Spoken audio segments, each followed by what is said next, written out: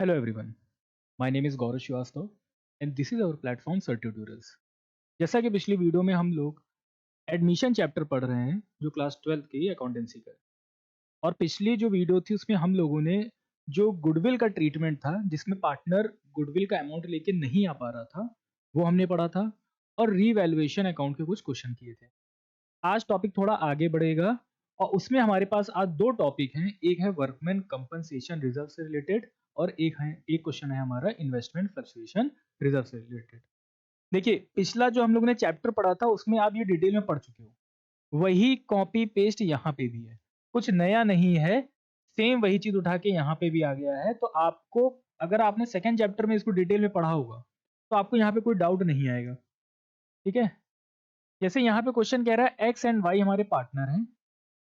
On 1 April 2022 they admitted Z और Z एक नया पार्टनर आ रहा है, ठीक। और जेड के आने पे न्यू प्रॉफिट शेयरिंग रेशियो दिया है दैट इज 3:1। अगर एक्स और वाई का कोई रेशियो नहीं दिया है तो आपको पता होना चाहिए कि एक्स और वाई का जो ओल्ड रेशियो हो जाएगा फिर वो इक्वली हो जाएगा, ठीक। इस जेड के आने पे न्यू रेशियो दिया है दैट इज 3:1, है ना। यहाँ पे हमारा रेशियो दिया है 3:1, this is your new ratio. फिर आगे क्वेश्चन क्या कह रहा है, क्वेश्चन कह रहा है कि their balance sheet disclose workman compensation reserve. हमारे जो बैलेंस शीट है उसमें डिस्क्लोज कर रही है कि वर्कमैन कंपनसेशन रिजर्व दिया हुआ है और amounting to rupees 1 lakh, 1 lakh रुपए का वर्कमैन कंपनसेशन रिजर्व दिया हुआ है, ठीक है। कितने का? 1 लाख रुपीज का। इसके बाद हमारे पास दो कंडीशन है, दो कंडीशन क्या है कि क्लेम है हमारा 1,20,000, तो रिजर्व कितना है? 1 लाख का। थोड़ा सा अगर हम बेसिक बता देते हैं आपको, वैसे तो चैप्टर 2 में पढ़ा हुआ है लेकिन यहाँ पे एक बार समझ लीजिए कि वर्कमैन कंपनसेशन रिजर्व है क्या।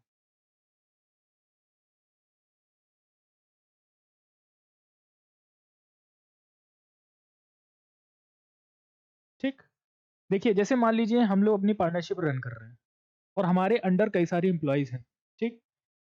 अब अचानक से उनके साथ कोई कैजुअलिटी होती है तो जिम्मेदारी हमारी है कि उनकी कैजुअलिटी में या उनका एक्सीडेंट होता है तो उनको खर्चा हम दें जिससे वो अपना जाके ट्रीटमेंट करा सके, ठीक। तो इसके जैसे मान लीजिए ऐसी कोई सिचुएशन बनेगी हमारे पास, तो इससे बचने के लिए हम क्या करते हैं, स्टार्टिंग से ही एक नया रिजर्व बना के चलते हैं जिसका नाम होता है वर्कमैन कंपनसेशन रिजर्व। मतलब कि हम हर साल कुछ अमाउंट, जो भी पार्टनर है वो पार्टनर अमाउंट उसको उसमें रखेंगे और अगर फ्यूचर में कोई हमारे पास ऐसी कैजुअलिटी आती है तो वहां से रिजर्व से पैसा निकाल के वहां पे कैजुअलिटी में पैसा लगा देंगे। इससे क्या होगा कि हमारी जेब से पैसा नहीं जाएगा, हमको अचानक से कोई लॉस नहीं देखना पड़ेगा। क्लियर है? ये किसके लिए बन रहा है हमारा? जो हमारे अंडर एम्प्लॉयज वर्क कर रहे हैं, ठीक। अब वर्कमैन कंपनसेशन रिजर्व का ट्रीटमेंट क्या है? अगर आपको एक बैलेंस शीट याद होगी, चैप्टर 2 में भी बताया था और अभी भी बताया है पिछली वीडियो में, कि इधर हमारे आता है जनरल रिजर्व, ठीक है, और workman compensation reserve, investment fluctuation reserve, profit and loss आता है क्रेडिट का, मतलब नेट प्रॉफिट होता है ये, ठीक। इधर होती है हमारी लाइबिलिटीज, लाइबिलिटीज मतलब क्रेडिट, ठीक। इधर होता है एसेट्स और एसेट्स मतलब डेबिट, ठीक। इधर आएगा आपका प्रॉफिट एंड लॉस आएगा और ये होगा डेबिट का क्योंकि एसेट साइड है, मतलब इसका होता है नेट लॉस। इसके बाद आएगा आपका एडवर्टीजमेंट सस्पेंस और गुडविल। ये गुडविल कौन सी होती है? Book goodwill. गुडविल हमारी दो तरह की, बुक गुडविल और वैल्यूड। तो बुक गुडविल अगर होगी तो मतलब बैलेंस शीट में एसेट साइड गिवन होगी। इतनी बातें अगर आपको कभी भी दिख रही हैं तो यहाँ पे मैं स्टार बना रहा हूँ, यहाँ पे स्टार बना रहा हूँ। अगर इनके ऊपर क्लेम दिया तो पहले क्लेम में अमाउंट रखा जाएगा, उसके बाद जो पैसा बचेगा उसको क्या करना है, ओल्ड पार्टनर्स को ओल्ड रेशियो में, और पार्टनर्स क्या हो जाएंगे इसमें? क्रेडिट हो जाएंगे। इसमें पार्टनर्स क्या हो जाएंगे? इसमें क्रेडिट हो जाएंगे, ठीक। इसी तरह इधर ओल्ड पार्टनर्स ओल्ड रेशियो, शुरुआत की दोनों बातें सेम है लेकिन पार्टनर्स क्या हो जाएंगे? डेबिट हो जाएंगे। ये बैलेंस शीट आपको याद रखनी है। ये चैप्टर 2 में भी है, चैप्टर 3 में भी है, चैप्टर 4 में भी है और रियलाइजेशन वाले में भी है, मतलब डिसोल्यूशन वाले चैप्टर में भी है, ठीक है। तो ये चीजें आपको याद रखनी है। तो आज उसी से रिलेटेड हमारे पास क्या है, वर्कमैन कंपनसेशन रिजर्व। कोई इन्फॉर्मेशन नहीं है तो इसको ओल्ड पार्टनर्स को ओल्ड रेशियो में डिस्ट्रीब्यूट कर देना है, पार्टनर्स को क्रेडिट कर देना है। क्लियर। लेकिन अगर क्लेम है तो भैया पहले क्लेम है उसमें अमाउंट रखा जाएगा जिस पर्पस के लिए आपने रिजर्व बनाया है। अगर वो पर्पस आ रहा है तो पहले उस पर्पस में पैसे लगाइए, फिर अगर पैसा बचेगा तब जाके हम उसको आपस में डिस्ट्रीब्यूट करेंगे। एक एग्जांपल से समझिए, मान लीजिए आपके पास 10,000 रुपीज है, आप मार्केट में गए शॉपिंग करने, आपने 8,000 रुपीज की शॉपिंग करी, तो जो 2,000 रुपए बचेंगे वो आप अपने पास रखेंगे। अब मान लीजिए शॉपिंग आपने 12,000 की करी, आपके पास थे 10,000, तो 2,000 वो आप पर्सनल अपनी जेब से फिर पैसा लगाओगे। जो 10,000 लेके गए थे वो नहीं, अलग से 2,000 आप अपनी पर्सनल जेब से लगाओगे। क्लियर है बात? ठीक। अब देखिए क्वेश्चन क्या है यहाँ पे। क्वेश्चन कह रहा है कि 1 लाख का रिजर्व है और पहले केस में हमारे पास जो क्लेम आया वो कितना है, 1,20,000 का। 20,000 ज्यादा पैसे हैं यहाँ पे। ठीक है, जो हमको उसमें क्लेम में देनी पड़ेंगे। तो पहले वाले जो केस है उसमें उसमें हमारा क्लेम कितना है, 1,20,000। ठीक। अब इसकी जर्नल एंट्री देखिए कैसे होगी। जो भी रिजर्व है उसको पहले करिए डेबिट। ठीक।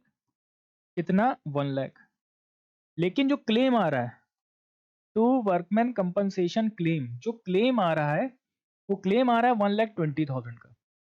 मतलब मार्केट में गए थे, हमारे पास थे 10,000 रुपए, शॉपिंग कर ली 12,000 की, तो 20,000 रुपए अपनी पर्सनल जेब से लगाना पड़ेगा, अपने पास से पैसे लगाने पड़ेंगे। तो कभी भी रिजर्व का पैसा कम हो, क्लेम ज्यादा हो, तो जो डिफरेंस आएगा वो पहले तो रिवैल्यूएशन के नाम से लिखना है। क्योंकि ये जो हमारे पास एक्स्ट्रा जो 20,000 रुपए कम पड़ रहे हैं, वो 20,000 रुपए पहले आपको रिवैल्यूएशन में लिखना है, क्योंकि वो आपके लिए एक लॉस है। ठीक। रिवैल्यूएशन यहाँ पे क्या है, डेबिट। अगली एंट्री में उसको करिए क्रेडिट। क्यों? क्योंकि ये जो पैसा है ये कौन देगा, पार्टनर्स देंगे। कौन देगा इस पैसे को, पार्टनर्स देंगे। और पार्टनर्स के पास से जब भी पैसा जाएगा, पार्टनर जर्नल एंट्री में हमेशा डेबिट होंगे, और जब भी पार्टनर्स को पैसा मिलता है हमेशा पार्टनर्स क्रेडिट होते हैं। ये चीज हमेशा याद रखिएगा। और वो भी कौन से, ओल्ड पार्टनर्स। तो एक्स कैपिटल अकाउंट डेबिट और वाइस कैपिटल अकाउंट डेबिट। कितना, 10,000 और 10,000। जब भी आप पार्टनर्स का कैपिटल अकाउंट बनाएंगे तो टू साइड आप लिखोगे रिवैल्यूएशन या वर्कमैन कंपनसेशन, और 10,000 रुपए का इनको नुकसान हो जाएगा। आ रही बात समझ में? क्लियर है बात यहाँ तक? ये तो हो गया फर्स्ट पार्ट। सेकेंड पार्ट में आपके पास गुल्लक में रिजर्व में कितने, 1 लाख, और नीड कितने की है, जरूरत हमारे पास कितने की आ रही है, 90,000 की। तो 10,000 बचेंगे तो पार्टनर्स को पैसा मिलेगा भी। 10,000 की शॉपिंग करनी थी, 10,000 की शॉपिंग करनी थी, शॉपिंग करी 8,000 की। जो पैसा बच रहा है वो 2,000 रुपए आप अपने पास रखिए। जब कम पड़ रहा था तो अपनी जेब से लगा रहे थे, बचेगा तो भी अपने पास ही तो रखोगे। ठीक। तो इसमें जो हमारा क्लेम आया है, इस बार क्लेम कितना आया है हमारा, 90,000 का। ठीक। अब देखिए जनरल एंट्री हमें कैसे करनी है इसकी।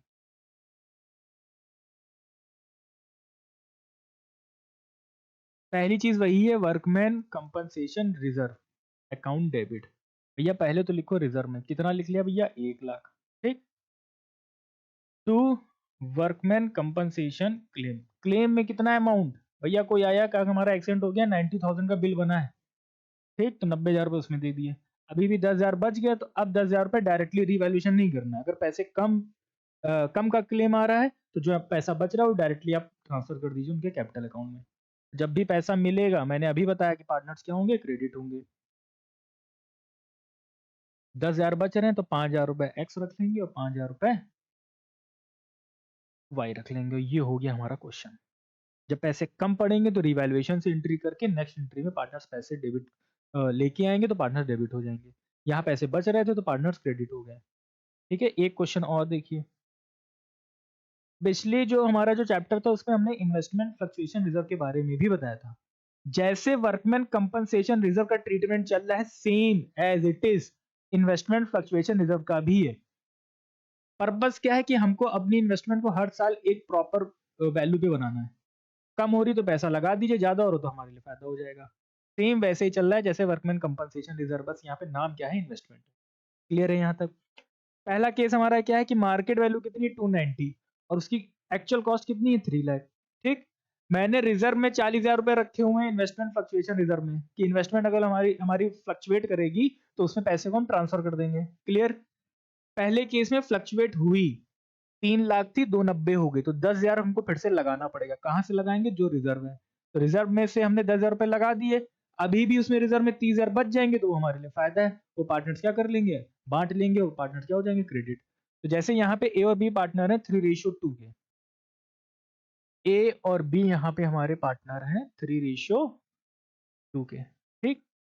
सी आ रहा है, सी एक नया पार्टनर आ रहा है और 1/3 के लिए, ठीक है। सी आ रहा है 1/3 के लिए।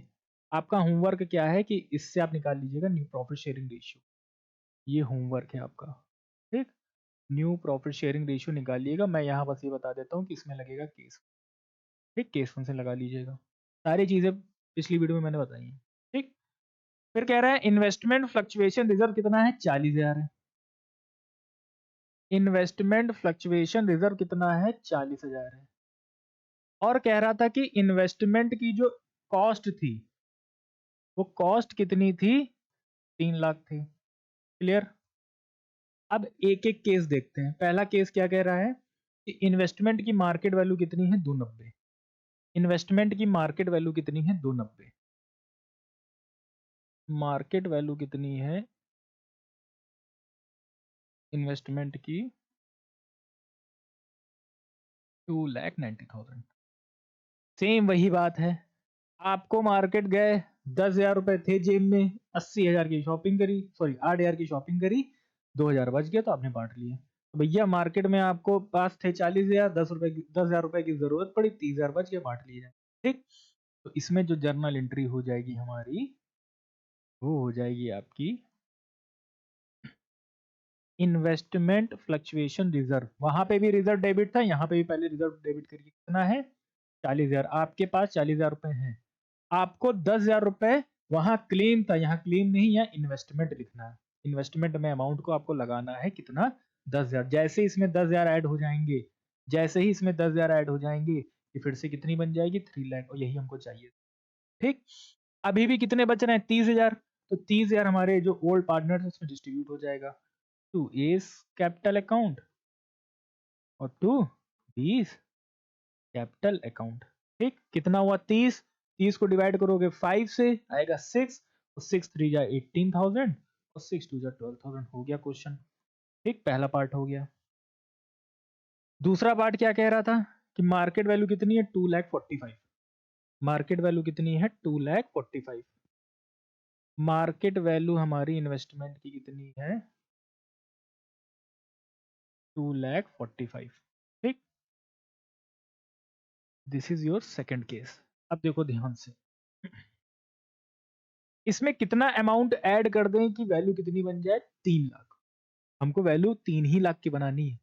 तो इसमें भैया अभी आपको 55,000 ऐड करने पड़ेंगे, तब वैल्यू कितनी बनेगी, 3 लाख। ये बात समझ में आ रही है। लेकिन आप ये कहोगे कि सर हमारे पास जो वैल्यू ऐड करने के लिए है, उसके लिए हमारे पास रिजर्व में कितना पैसा है, सिर्फ 40,000 है। तो भैया ये जो 15,000 बचेंगे, ये 15,000 ए और बी पैसे लेके आएंगे। अब इनको नुकसान हो, फिर से सुनिए। टोटल वैल्यू बनानी थी 3 लाख, हमारे पास है कितने, 40,000। फिर हमने मार्केट में देखा तो वैल्यू इसकी बन रही है 245। तो हमको ये समझ में आ गया कि अगर हम इसको 3 लाख बनाना चाहते हैं तो 55,000 इसमें अमाउंट और ऐड करना पड़ेगा। क्लियर। हमको इस सिचुएशन के लिए मेरे पास कितने अमाउंट थे, 40,000। हम 40,000 रिकवर कर सकते थे, कर लिया। अभी भी 15 बच रहे हैं, तो वो 15,000 जो हमारे पुराने पार्टनर्स में पैसा उसमें लगाएंगे। क्लियर। देख लो भैया entry, investment fluctuation reserve account debit. तो रिजर्व में भैया कितना है, 40,000 है, ठीक। टू इन्वेस्टमेंट, अब इन्वेस्टमेंट में अमाउंट लगाना है 55,000, तभी तो वैल्यू 3 लाख बनेगी। तो जो बच रहा है 15,000, अगर कमी आ रही है, लॉस हो रहा है, तो रखोगे किसमें, पहले तो रिवैल्यूएशन में लिखो, ठीक। लिख दिया रिवैल्यूएशन में।